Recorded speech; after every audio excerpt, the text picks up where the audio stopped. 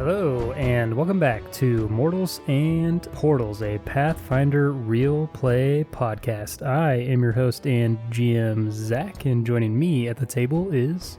Adam, and I play Jules, an Azarketi bard. I'm Joel, and I play Dax, a kobold rogue. I'm Ryan, I play Ryu, tiefling magus, or should I say played past tense. Thank you, Zach. Yep, not this session. Taryn, and I play Waltz, a human champion. Excellent. Well, last time on Mortals and Portals, the party reluctantly battled Forgast, the frost drake of Pagos, who emerged from a portal. They were already weakened at the start of this battle, so they had to make some tough decisions. Some seeked out cover, some tried to take them head on, Ryu. And the battle didn't go very well because Forgast managed to capture Ryu and fly back into the portal, which apparently leads to his lair, and the portal closed. So Walt especially took some damage. The rest of the party was as weak as they were when the fight started, and they regrouped. They argued, they second-guessed their choices, they tried to figure out what they could do, and eventually started talking to Clag, who said that Forgast took Ryu back to his lair, and then Geldir signaled to Dax in secret speech that they are being listened to, and then later informed them that there is a mole amongst the group. So the party decided to venture out and go recover Ryu, but speaking in code out loud, and then Dax made the tough decision to kill Clag, determining that he was the mole within the group and listening on behalf of Sindor, and would only further hinder their efforts. And that didn't necessarily sit too well with everyone in the party, and that is where we ended our session. So that is where we'll start our session. Only, let's check in with Ryu. Ryu, suddenly you sense an aura directly over top of you. You feel someone slapping you on the cheek saying, "Oh, wake up, come on, what's going on?" "Oh, he's waking up, good." "Oh God, step back, Dart around step the back." room. Can I get a sense of these auras around me? Yeah, so you start to sit upright, and you sense about 10 auras around you, in front of you, in a bit of a semicircle, and then you also sense the familiar aura of Forgast directly behind you, and you feel his breath striking you in the back as it's peering directly down on you. Get back. And I go to draw my sword. It's not there. What? I'm afraid you don't have it on you, mate. Who are you? I'm Bolgru, and you must be Ryu. Where am I? You're in Forgast's lair. Why am I alive? Well, because the boss thinks you're interesting. None of my business. You mean Sindor? Right. What does he want from me?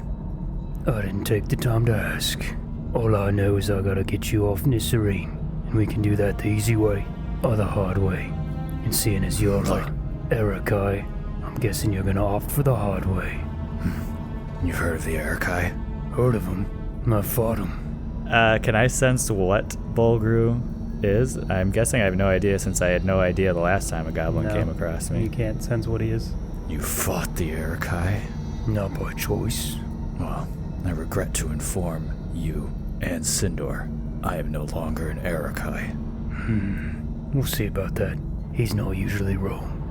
Reveal to me what you are, goblin. Close but wrong. I'm a hobgoblin, mate. Is that the same to me? No, they're taller. Similar features, but they're typically considered to be a little more like intelligent and more like reserved. They're critical thinkers more amongst the army rather than like pawns that goblins are. Got it. Goblin, hobgoblin, I've got one word for you. Trash. See, you are Erakai. Listen, like I said, I got orders, and I don't know if you can count, seeing as you're blind, but you're outnumbered, so why don't you just come along? I'll surely be getting off Nisserine, but like hell we'll be with you. You once again feel the powerful breath of Forgast push on your back. How's my health looking right now? Am I very much exhausted, dead, tired, super beat up? You were healed for 8 hit points. Okay. I feel Forgast's breath across my spine, sending a shiver. I'm reminded of my hate for the snow. All you want me to do is follow you. Well, we're gonna have to restrain you. I'm sure you understand. Touch me and you'll regret it. He gestures to his goons, and you hear them pull out some swords and start slowly creeping towards you. And with that, we'll cut over to the rest of the group.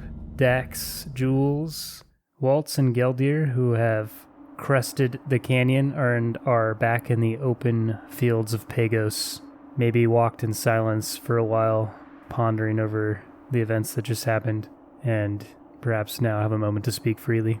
Do I have my jacket back? Did I ever get that back from someone? You gave it to Ryu, man. No. Ryu, did you throw it on the ground and I pick it up? Yeah, I think I did throw it on the ground and you picked it up. You did. Yeah, okay. I just want to make sure I remember that right. Right before he went through the portal, he's like, wait, but my jacket. Yeah. So you don't freeze, Waltz? Remember me. And I threw it out. I'll remain in the back of the group.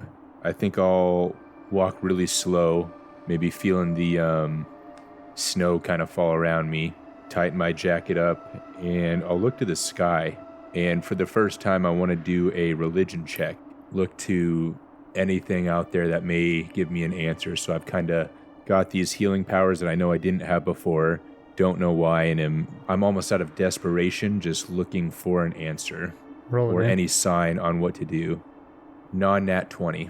Yeah, you look up to the night sky, peering through the snow that's trickling down, looking at the very clear sky filled with stars. You can see almost nebulas in the distance. It's just this very beautiful, colorful canvas in the sky.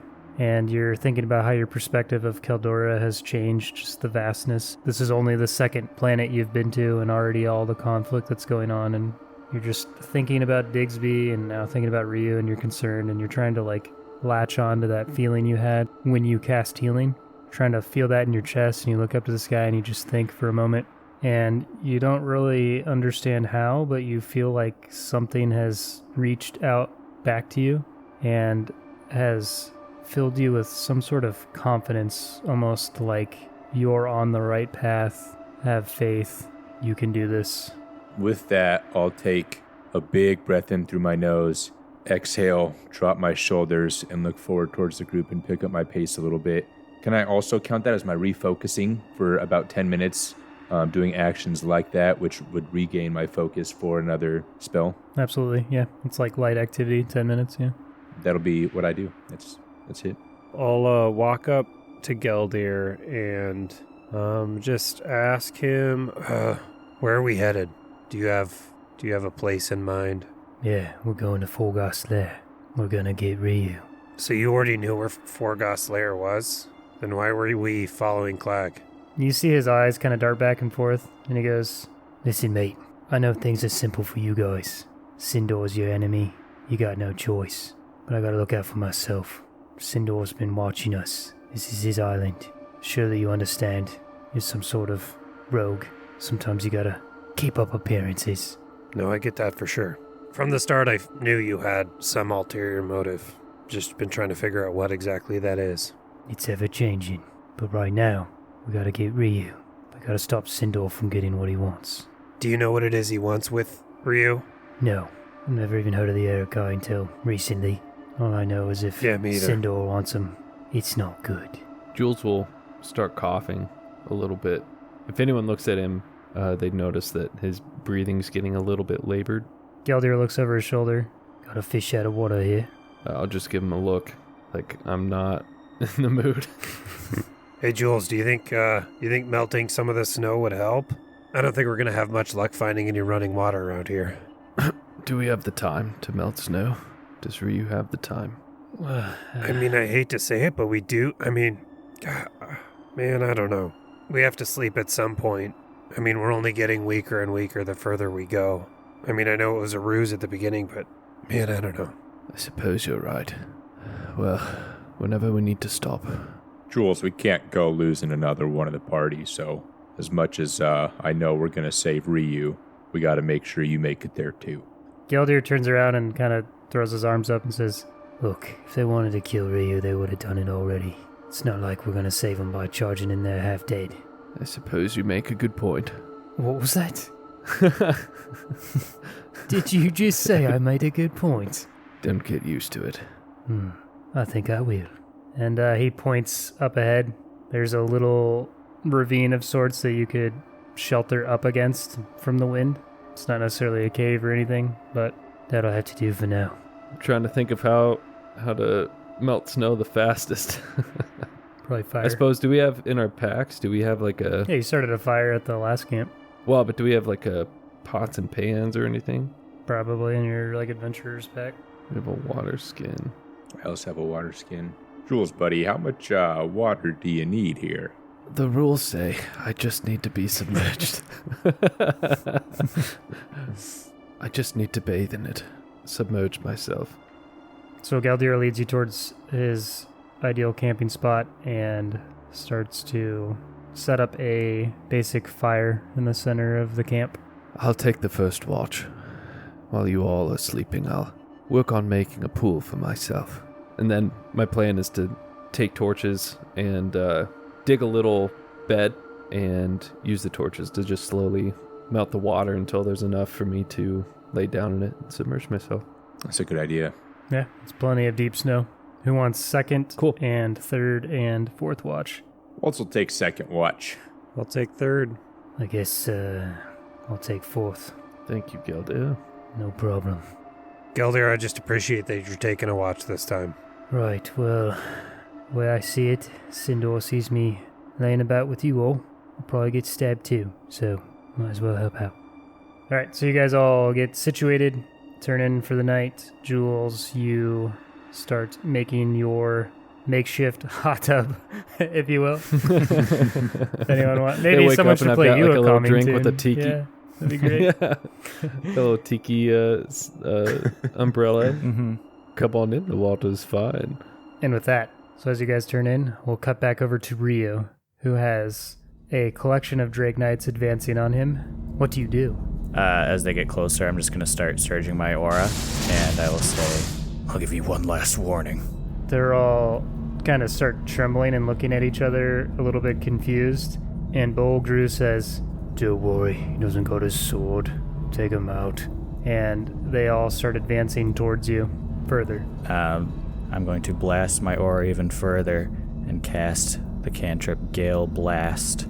I guess I would wait until they're 5 feet within me so that this would take effect on them. And Alright. then each area and each creature in the area takes bludgeoning damage equal to my spellcasting modifier +2 with a fortitude save. Half of them failed, and half of them succeeded. So my intelligence is 2, and then +2, so 4 damage to anyone who failed. And then the ones that succeeded take no damage. Success, the creature takes half damage. Failure, the creature takes full damage and is pushed 5 feet away from me. So you surge out your Gale Blast, your aura whips around and pulsates out equally in all directions, and about every other Drake Knight is thrown back 5 feet and stumbles back, and the other ones dig into the terrain and brace themselves for the impact. You can tell you did some damage to them all, but they're all like, ugh, ugh, and they shake their heads back and forth and start to charge towards you. I need my sword. With my last action, then, I'm going to attempt to disarm one of the Drake Knights around me. All right. Dang it. 12. All right, so you reach out forward as one charges you and try and grab their wrist to disarm them. And as you do that, another Drake Knight runs up and bludgeons you with the pommel of their sword right on the side of your head. And then another one runs up and knees you in the stomach, and then you get punched by another across the face and drop to the ground. And then they're all going to surround you and start grappling you and start binding you. I said this was your last warning. Calm down. You're only making it harder on yourself. And frankly, it's a little embarrassing.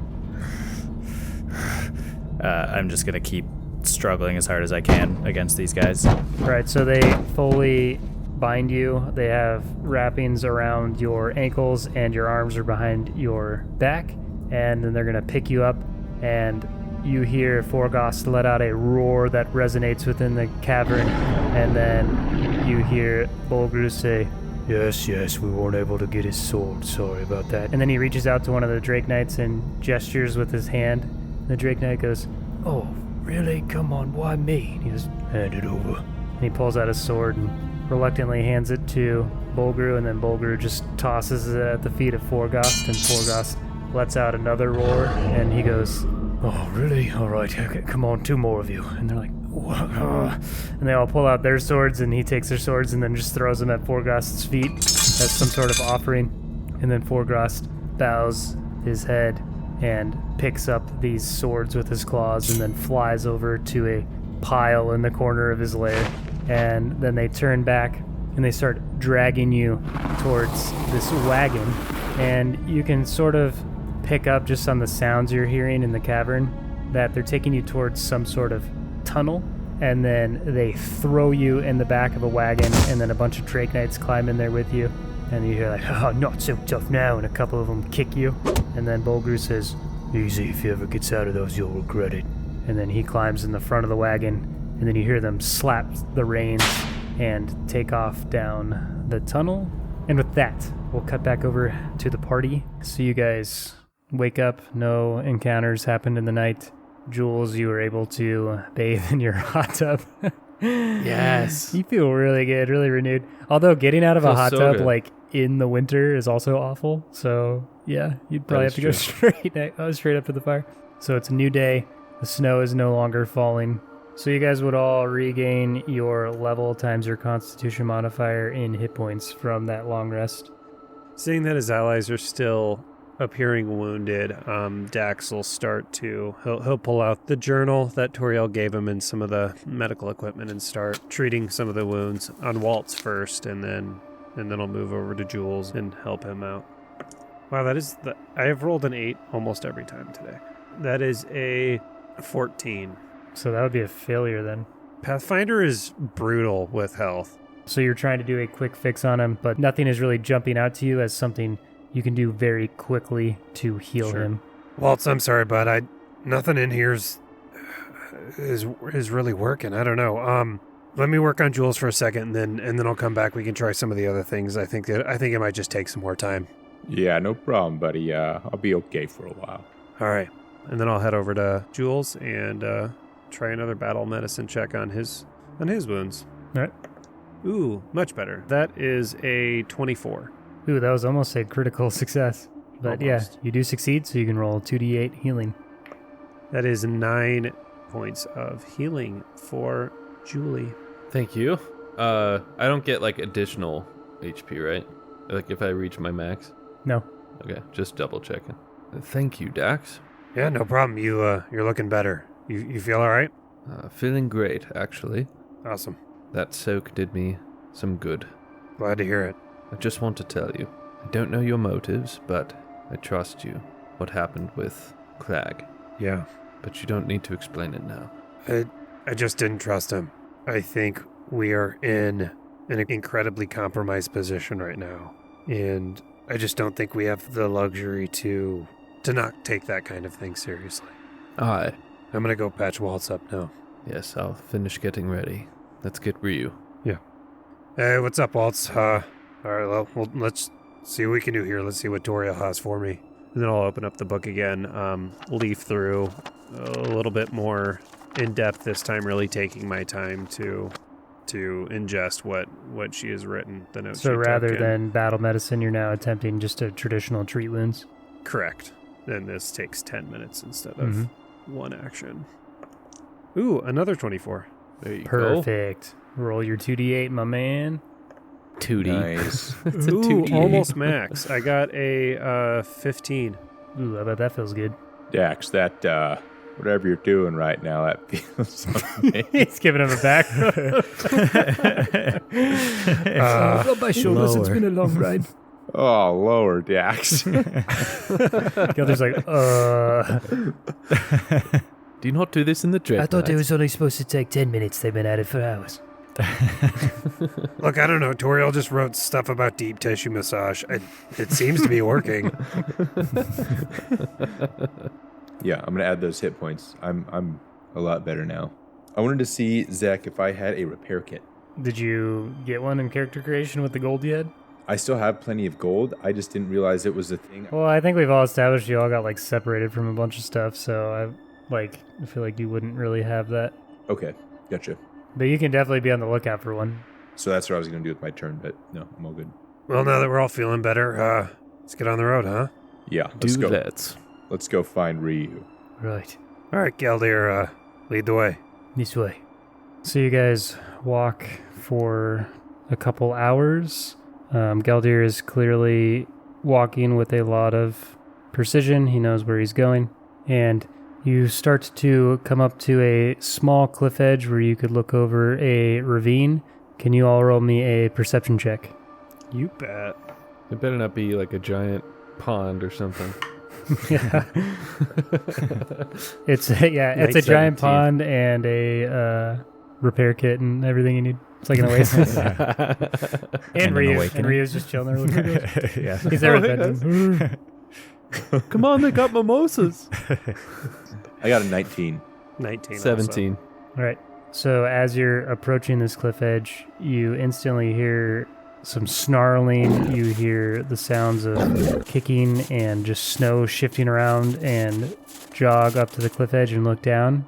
And you see the hippogriff with its wings still bound with the harness over it, a muzzle over its beak. You see 2 arrows sticking out of its back thigh, and it's kicking through the snow with its head lowered, and in front of it is 4 wolves in a semicircle creeping towards it. What do you do? Waltz will immediately sprint towards the group of wolves Oh. with his shield out. Let's roll some initiative. Do you say Wait, I Leroy want to take my Jenkins? weapon out first before it's, I have to use an action. No, screw you. I gotta look cool for the people on the Reddit that get mad at me when I don't do that stuff, so. what are we rolling initiative with? Just regular? We'll do athletics. Athletics initiative, neat. 24. 14. 17. Rhea's probably like, man, this would be fun. I wish I could play. I wish I could play Pathfinder with my friends. I love my turn. Yeah, well, it's not your turn anymore, Ryan. You're all tied up getting kicked and hanging out in a I kicked wagon. these wolves' butts. I would have totally killed them, dude. Yeah, we're gonna beat our enemies. You lost to yours. You guys gotta like go to sleep and stuff. And there's just like a couple wolves. I'm almost at full health after freaking masseuse stacks over here. So yeah, Dax, you see Waltz start running down the hillside. What do you do? I will.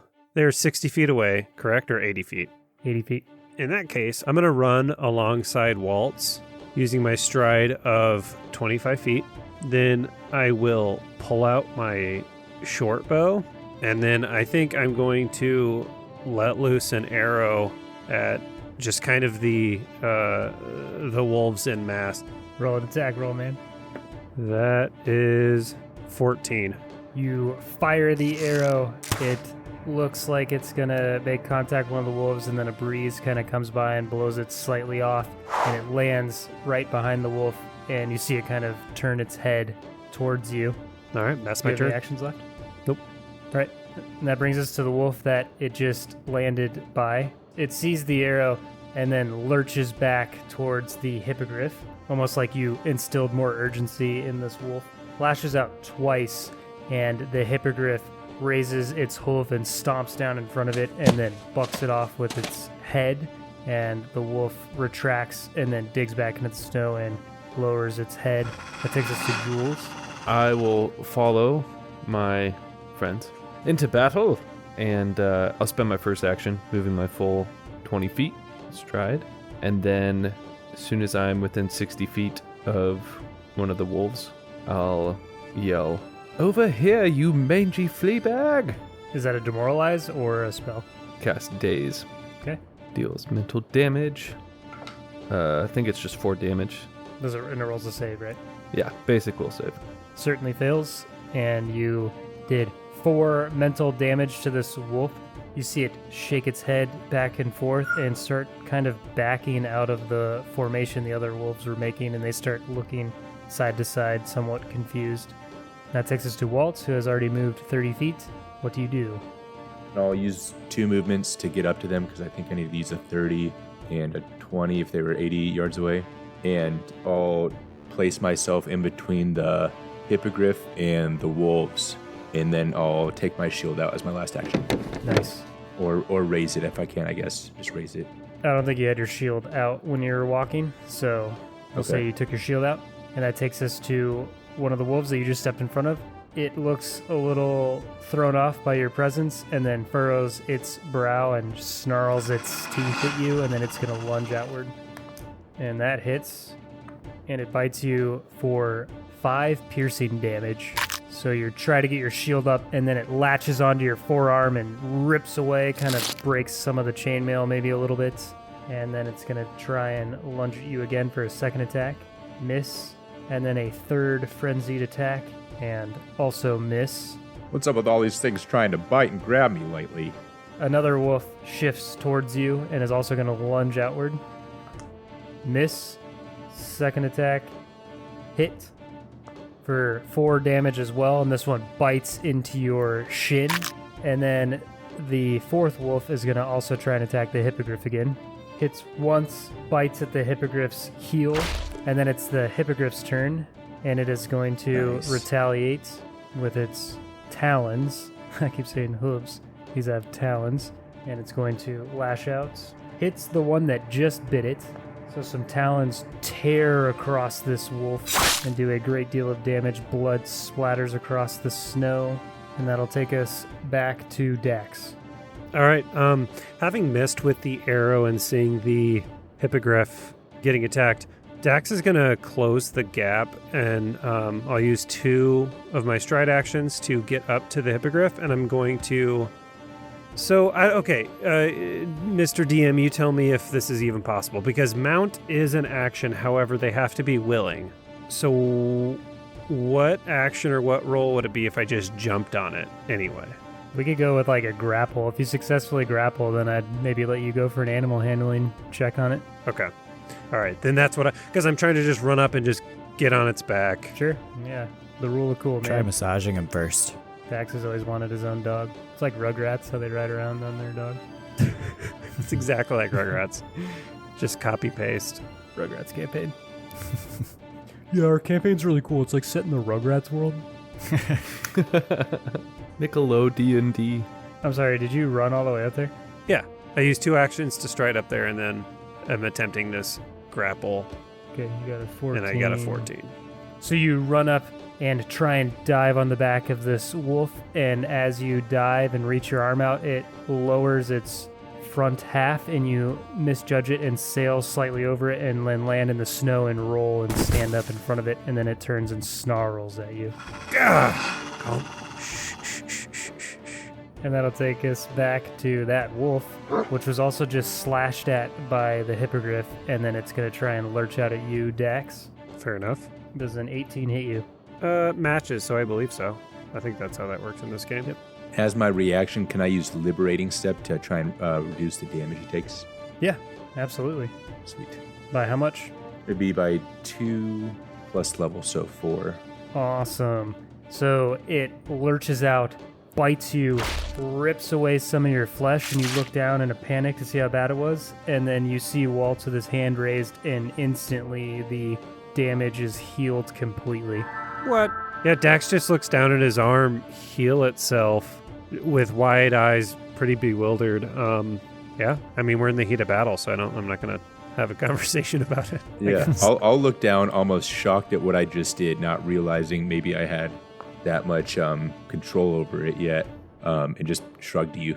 And what snaps you out of that moment is the wolf lurches again, and you duck under it as it jumps, and then it slides in the snow and angles back towards you. And that'll take us to Jules. All right, I will stride forward again, and the one that I used Daze on my last turn, once I'm in range, which is 30 feet, I will lift my hand like a gun and use Phase Bolt. That sounds really cool. And shoot a bolt of magical energy that it says it stutters in and out of phase until it reaches the target. I imagine it kind of looks like vertical water splashes. Oh, yeah. That's You cool. know, think of like Almost rocks like skipping on through the a- air, leaves little puddle traces Yeah. behind. Yeah. That's cool. Yeah. I shall roll. That's a 16. That hits. Oh, sweet. 5 damage. Great. So, Dax, that one that just jumped over you and then turned to angle, suddenly you see skipping through the air a bolt fly over your shoulder and hit this one square in the shoulder and leave like a burn mark on its fur, and a little bit of like smoldering aqua flame comes off of its shoulder before fading away, and the wolf winces in pain. Is that the end of your turn, Jules? Yep. Now take us to Waltz. I will try and unbind this hippogriff. All right. Roll a perception check to see if you can understand the way this harness works. 17. All right. Yeah, so you're looking at it, and it is reminiscent of a saddle. It just has flaps like over the wings, and then you see a couple belt-like straps that you maybe could just cut with your sword or run up and try and take off yourself. But the animal looks pretty intense at the same time. Right. I'll immediately sprint up, and I guess I would have to take out the knife I have from Dunadas that I killed that bat thing with. I'll take that out and do whatever maybe adjustment or grappling I need to restrain it well enough to cut that strap. All right. And I think that'd be my third one. I don't think I'd actually be able to cut it. Yeah, so you could either attempt at animal handling to calm it, or you could try a difficult attack roll to see if you could slash just the belt. Ooh. Do I risk it, boys? Always. Always. I'm still here. Dax killed a guy, so just whatever. Yeah, man. Okay. He kills the hippogriff. Okay, so I need a knife. I didn't add knife to my thingy. Would that be plus? Would it be the same modifier? Yeah, So I can just roll my longsword and that's fine? Yeah. Okay. 12. 12. Let me think about that. So that's not even enough to hit the hippogriff either, So you run up to go and try and slash real quick, and as you do that, this hippogriff bucks in the air to try and kick back at a wolf, and you miss and just swipe at air. Cool. Okay, well, guess that worked out. And that'll take us to the wolves. So one is going to lurch back out at you, Waltz. Miss again. So right after you do that, you feel this wolf running up to you. It goes to bite at your shin, you lift your leg, and then another one jumps up towards your arm and you duck under. And another wolf will run up and try and attack Dax as well as he's facing the other one.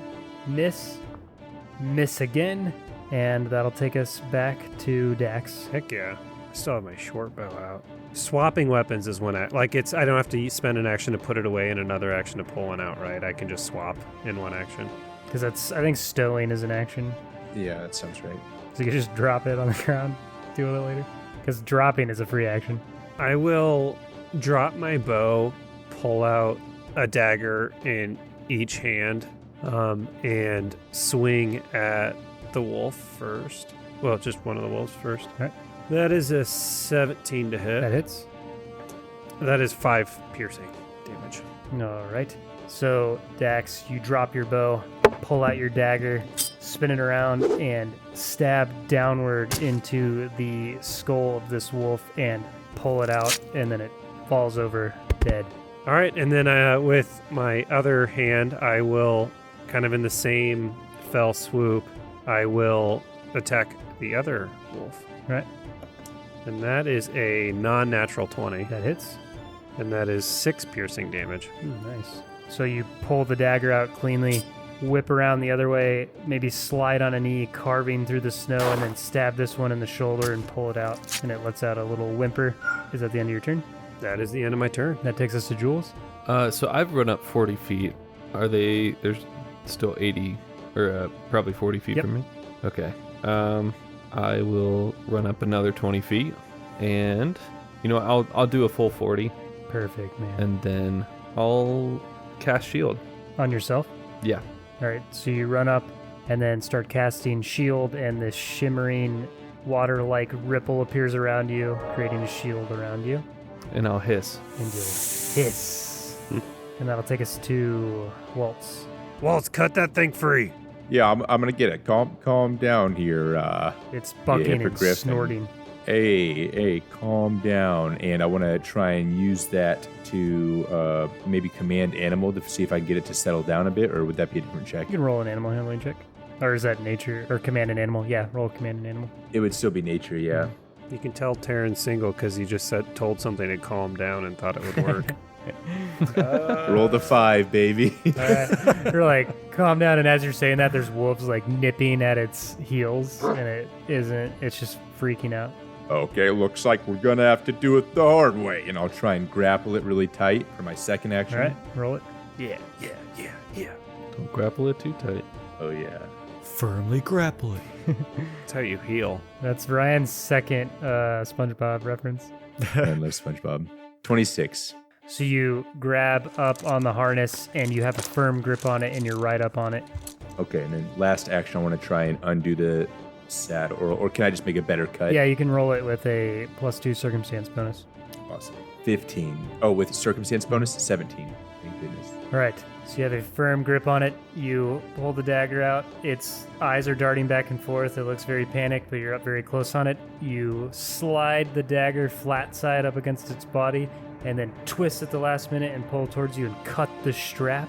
And then you see huge, beautiful, magnificent wings open up all of the way, creating this massive form in front of these wolves that instantly start backpedaling and look to each other and then start scattering and dart off in all directions.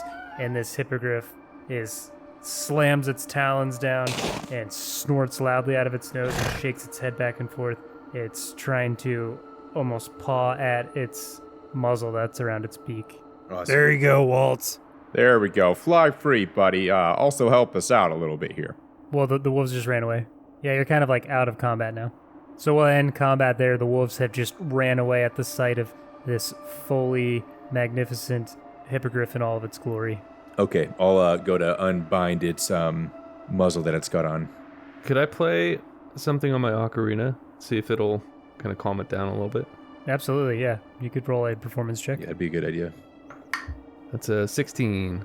Right, so you pull out your ocarina. It's sort of frosted over. You start to play. Maybe the perfect sound doesn't come out right away as there's like snow within it. And Done. and then you hammer the snow out, make a second attempt at it, and play a rather beautiful tune. And you see the hippogriff relax somewhat. Its breathing becomes less frequent, and it turns towards Waltz, looks at the harness on the ground, and then back to Waltz, who's approaching slowly.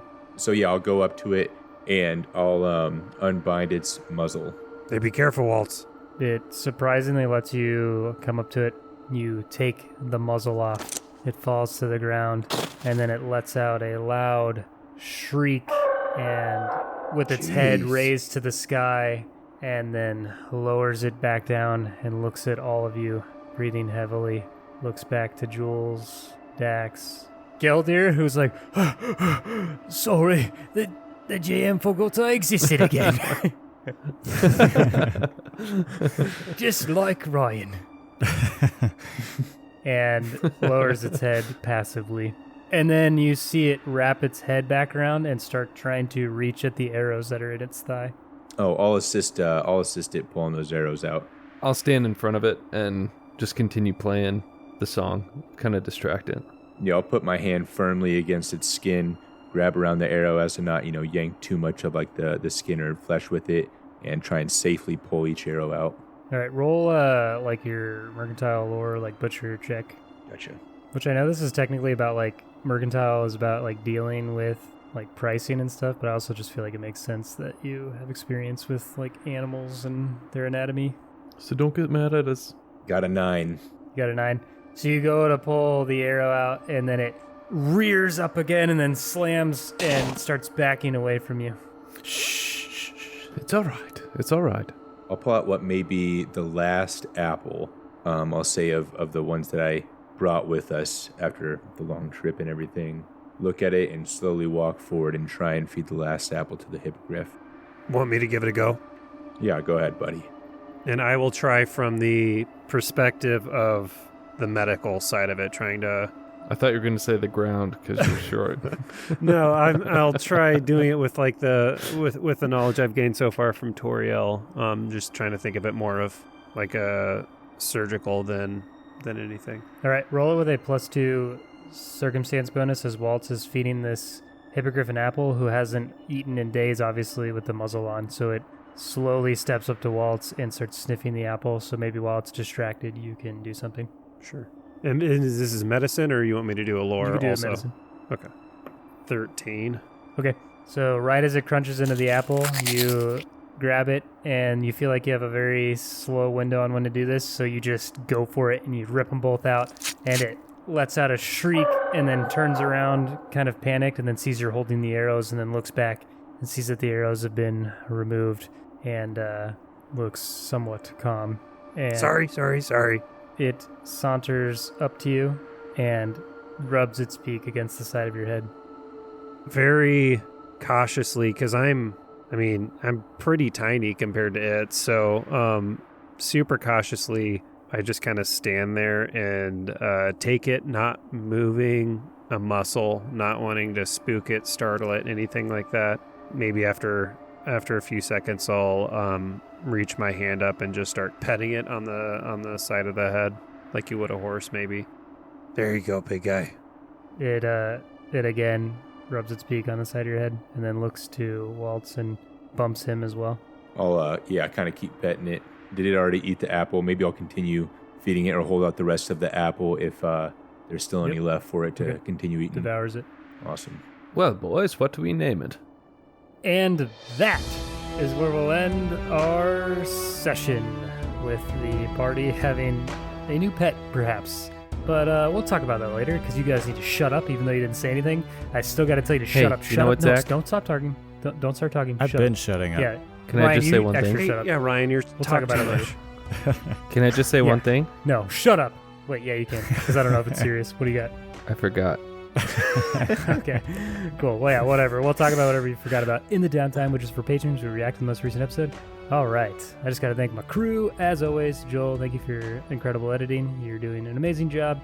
Seriously, because anytime I listen to like the raw cuts or like try and help in any way with editing, I'm like, man, this is like a ton of work. Joel, love you, man. Appreciate it. Taryn. Yeah, I don't want to do it. Taryn, thank you for your incredible sound effects, sound design, all the enhancements you do. Seriously blows me away every single time. And listening to the episodes without it and then after, it's so clear like the impact it has. So thank you so much for doing that. Thank you, Adam, for your incredible artwork. Really excited to see what the session sketch is for this one, because I want to see you draw a hippogriff, man. That'd be cool. But patrons got to That'd vote be for fun. it, so we'll see. Yeah, so talented. No Thank pressure. you so much. And thank you, Ryan, for just sitting here listening to us play.